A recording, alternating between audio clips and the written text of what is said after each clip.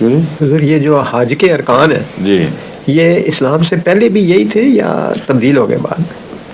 یہ تو حضرت ابراہیم علیہ السلام کے زمانے سے تو ضرور ہیں، جی کیونکہ انہیں یادوں کو زندہ کیا گیا ہے. اس سے پہلے بھی کچھ ارکان تھے جن کا ہمیں علم نہیں، کیونکہ خانہ کعبہ ہمیشہ سے ہی حج کا مرکز بنایا گیا ہے. جی اول بیت وضع للناس میں اس مرکز کے گرد انسانوں کے اجتماع کا فلسفہ بیان ہوا ہے. تو یہ قدیم سے حج کے لیے استعمال ہونے والی جگہ ہے.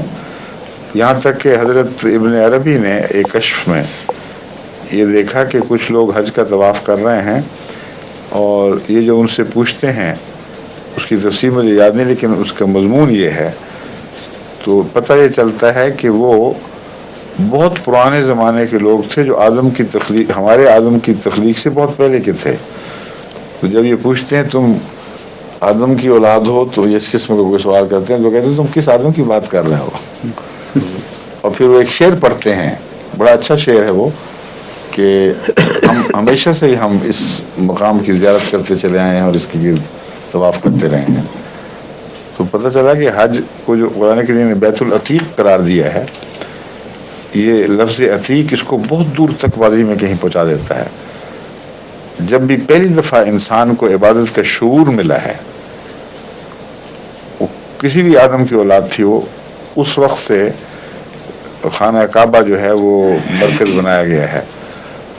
اور پہلی میں سمجھتا ہوں جو پتھر کے زمانے سے، غاروں کے زمانے سے نکل کر جو تہذیب کے زمانے میں انسان داخل ہوا ہے، جہاں مکان بننے شروع ہوئے ہیں، وہ تاریخ جہاں تک ہمیں پیچھے لے جاتی ہے وہاں خانہ کعبہ اس سے پہلے ملے گا.